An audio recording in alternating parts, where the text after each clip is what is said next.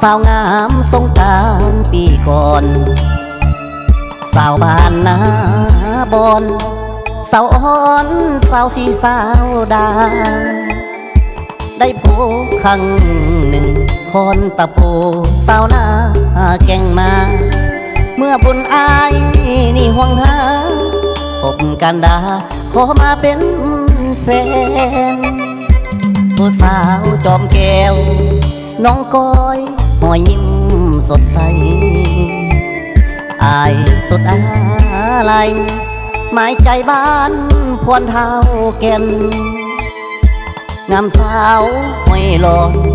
หาดแดงจอมเพชรสีโอมเวิร์นคำห้อยต่อห้อยอีหมในคืนงานบุญคิดฮอดเทดีโอสาวดอนเมนได้เห็นบ้านเคนาคำอายนี่ยังคิดนำสาวนาหินเมืองโม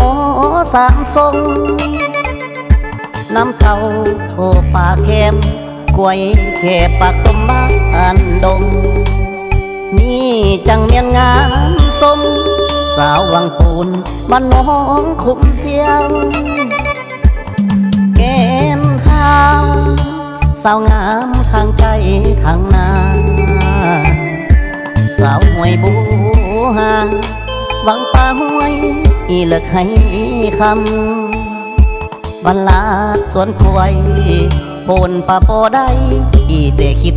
นำกกระทอนปงแดงงามคำสัญญายังจำอย่าลืมเด้อนาง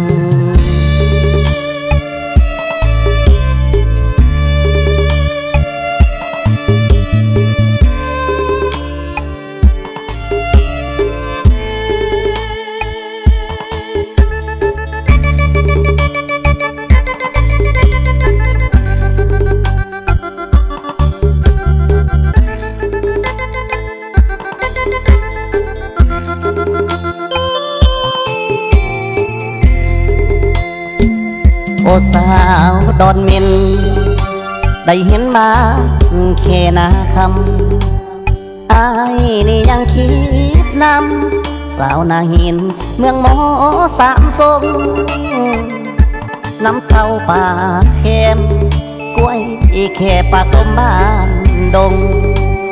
นี่จังเมียนงามทรงสาววังปูนบ้านน้องคุ้มเสียว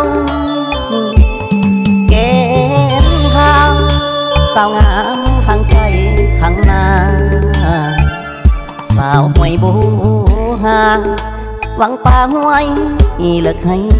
คำบันลาดสวนกล้วยโพนป่าปอได้